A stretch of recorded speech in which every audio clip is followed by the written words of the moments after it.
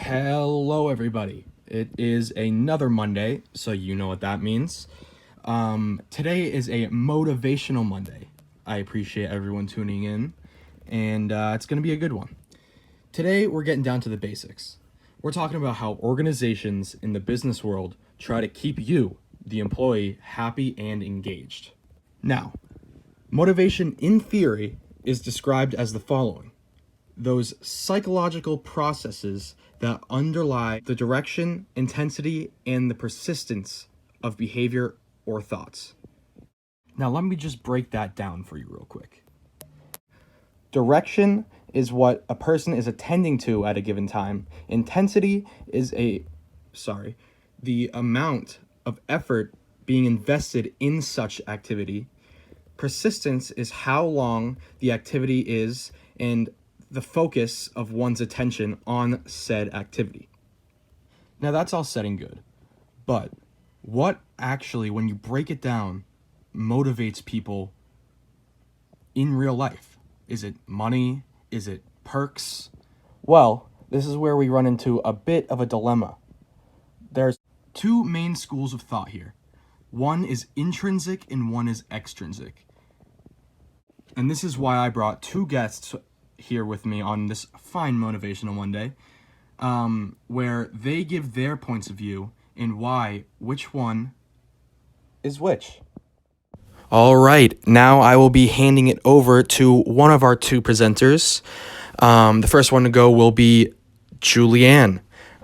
She's going to be giving you a little review on what extrinsic motivation is. Give it up for Julianne.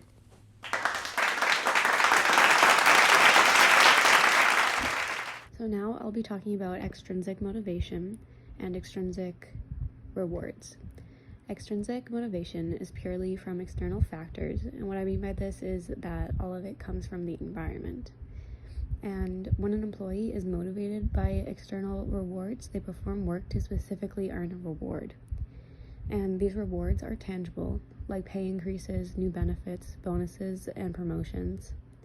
And there are many pros and cons to using extrinsic motivation, but a big pro would be that extrinsic motivation can motivate employees even when they aren't interested in a task.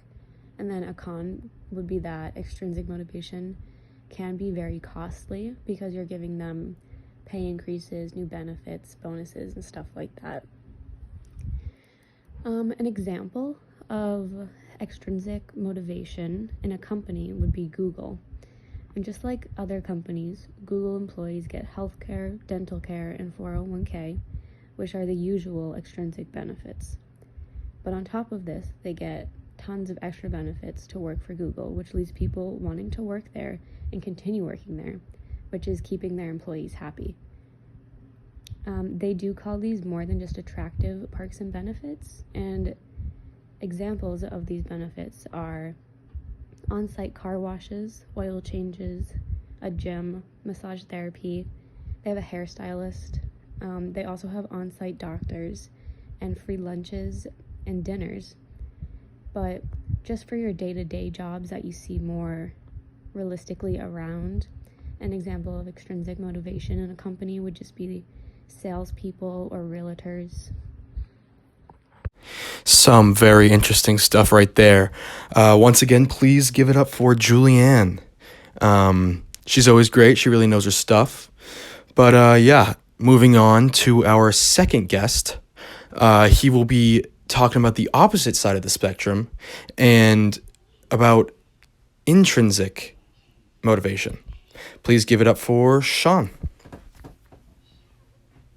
Thanks, Dan. My name is Sean Driscoll. I'm one of the two researchers here today that studied and researched intrinsic motivation across companies and best practices for it. Intrinsic motivation comes from the job itself. It's a self-granted feeling, but managers can create scenarios where intrinsic rewards occur. They help people feel more responsible, competent, and accomplished. Intrinsic motivation has nothing to do with external factors, but involves the internal feelings or psychic rewards inside when people get enjoyment from doing their jobs. It is very important for people to work hard for their organization without needing a materialistic external reward. Intrinsic motivation can increase job aspects such as autonomy, competence, and relatedness. These types of rewards do not need to motivate people to do uninteresting tasks or repetitive work. However, different types of people may not respond to external rewards and need to feel meaning.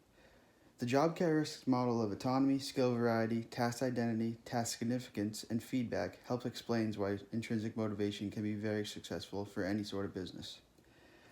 One company that I looked into was Toggle. They give their employees much more freedom by allowing complete autonomy with their employee work schedules.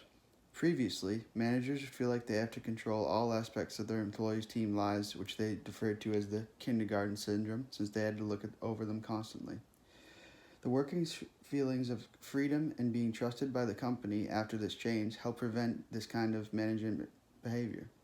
The positives of the company included employees feeling more accomplished and much less burnout or exhaustion.